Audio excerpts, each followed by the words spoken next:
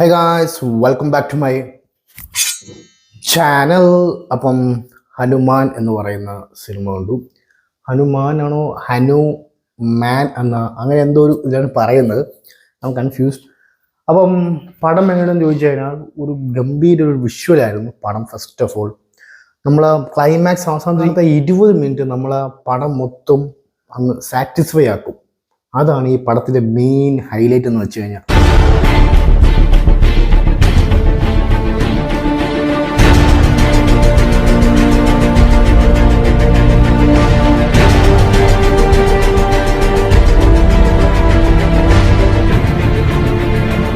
പടം directed by Prashanth Varma. Brilliant direction അങ്ങനെയൊന്നും പറയാനില്ല, പക്ഷേ നല്ലൊരു ഡയറക്ഷൻ ആയിരുന്നു. കാരണം ഇതിൽ കുറച്ച് കോമഡി സീൻസൊക്കെ ഉണ്ട്. അത് കുറച്ചൊക്കെ അവളിവിടെ വെറുപ്പീരുണ്ടെങ്കിലും നമുക്ക് ഹനുമാന്റെ കുറച്ച് വിഷ്വൽസ് കാണിക്കുമ്പോണ്ടല്ലോ, എൻ്റെ അമ്മോ, നമ്മൾ അങ്ങനെ ഇരുന്നു പോവും. അങ്ങനെയാണ് ഇതിൻ്റെ വിഷ്വലിന് എഫക്ട്സ് പോയിരിക്കുന്നത്. ഇതിലത്തെ മെയിൻ ആക്ടർ എന്ന് വെച്ച് കഴിഞ്ഞാൽ തേജ സജ എന്ന് പറയുന്ന ആക്ടറാണ്. ഓക്കെ, ഫൈൻ പെർഫോമൻസ് ആണ്. അങ്ങനെ ഗംഭീര പെർഫോമൻസ് ഒന്നും പറയില്ലെങ്കിൽ ഒരു ഓക്കെ ഫൈൻ പെർഫോമൻസ് ആണ്. പിന്നെ അമൃത ഉണ്ട്, പിന്നെ വരലക്ഷ്മി, ശരത് കുമാർ, ഇവരൊക്കെയാണ് മെയിൻ ലീഡായിട്ട് വരുന്നത്. ഇവരുടെ പെർഫോമൻസ് എല്ലാം ഒരു ഭാഗത്തൂടെ നല്ലപോലെ പോകുന്നുണ്ട്, കുഴപ്പമൊന്നുമില്ല. അതിൽ മെയിൻ വില്ലൻ, അയ്യോ എൻ്റെ പേര് ഞാൻ മറന്നു, സത്യം പറഞ്ഞ് മറന്നുപോയി.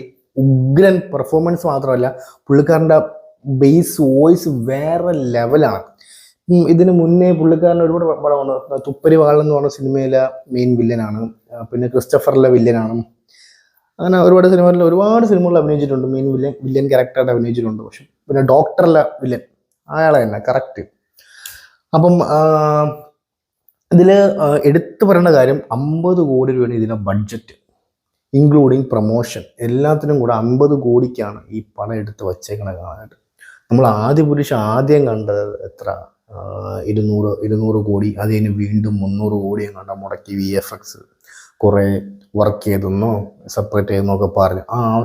രണ്ടാമത്തെ ആദ്യ പുരുഷൻ്റെ ട്രെയിലർ വീണ്ടും ഇറങ്ങിയപ്പോൾ ഞാൻ വിചാരിച്ചു, സ്ഥലേ വ്യത്യാസം ഉണ്ടല്ലോ. അപ്പം പടം കാണുമ്പോൾ ഇപ്പോൾ കിടക്കണം, ഒരു മാറ്റവും ഇല്ല, അതേപോലെ ഉണ്ട്.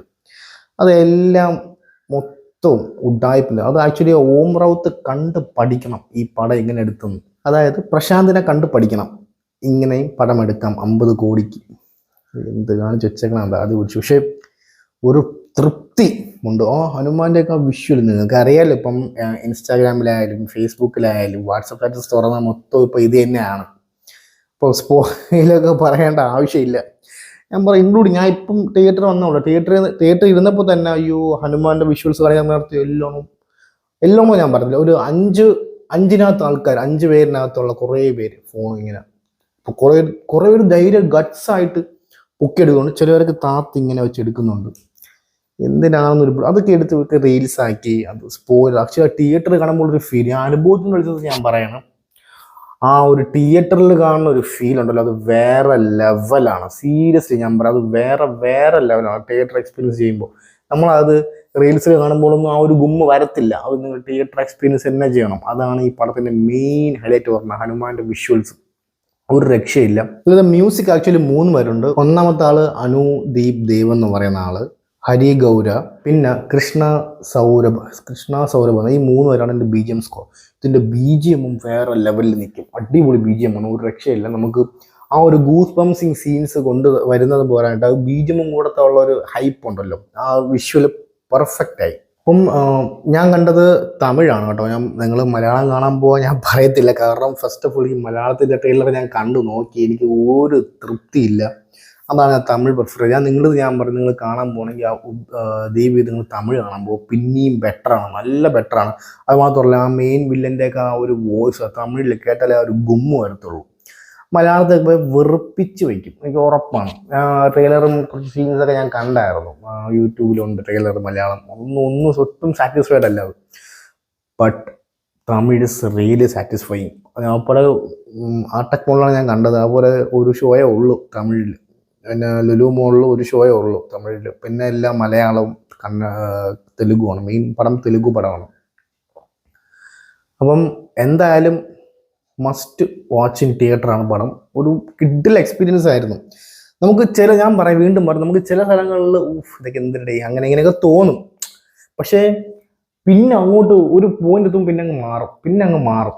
ആ ഹനുമാന്റെ ഒക്കെ ആ ഹനുമാന്റെ ഒക്കെ ആ സീൻസ്, ആ സ്റ്റോറി പറയുമ്പോൾ തന്നെ ഉണ്ടല്ലോ, അമ്പോ ആ രോമം ഇങ്ങനെ എനിക്ക് തള്ള ഇങ്ങനെ ഒരു എണീറ്റ് നമുക്ക് വരും. ആ സെറ്റ് കയറി വാങ്ങുള്ള ഒരു ഫീൽ നമുക്ക് വരും. അതൊക്കെ നമുക്കൊരു കറക്റ്റ് ഡയറക്ടർ ബ്രില്യൻസ് തന്നെയാണ്, എടുത്ത് പറയണം. I really enjoyed the movie. And നിങ്ങളിതും പ്രിഫർ ചെയ്യും, please go watch in theatres. തിയേറ്ററിൽ മസ്റ്റ് വാച്ച് ആണ്. ഇതിൻ്റെ സെക്കൻഡ് പാർട്ടും സെക്കൻഡ് പാർട്ട് ദൈവമേ, സെക്കൻഡ് പാർട്ട് നല്ല ബഡ്ജറ്റിൽ ഇതേപോലെ ഇതിന് ഇരട്ടിയായിട്ട് എടുക്കാൻ പറ്റുമല്ലോ. സെക്കൻഡ് വേറെ ലെവലിൽ വരും, ഉറപ്പാണ്. ആ ഒരു സ്ക്രിപ്റ്റും സ്റ്റോറിയൊക്കെ അവർ പ്രിപ്പയർ ആയതുകൊണ്ടായിരിക്കണം അവർ ഇത് അനൗൺസ്മെന്റ് ചെയ്ത് തന്നെ. സോ സെക്കൻഡ് വരുവാണെങ്കിൽ മോനെ അത് റേഞ്ച് ആയിരിക്കും. അതുപോലെ വന്നാൽ വേറെ ലെവലിൽ പോകും പടം, ഉറപ്പാണ്. കാരണം ആ സ്ക്രിപ്റ്റ് എൻഡ് ചെയ്ത് ആ രീതിയിലാണ്. അടിപൊളി മോനെ, അടിപൊളി. വേറെ ഒന്നും പറയാനില്ല, അടിപൊളി സിനിമ, must watch in theatres. Experience ചെയ്യേണ്ട സിനിമ തന്നെയാണ്. ഓക്കെ ഗൈസ്, അപ്പം ചാനൽ സബ്സ്ക്രൈബ് ചെയ്യുന്ന കാര്യം ഒന്ന് ആലോചിക്കുക. Sign off from Anand KC. എല്ലാം ആവട്ടെ.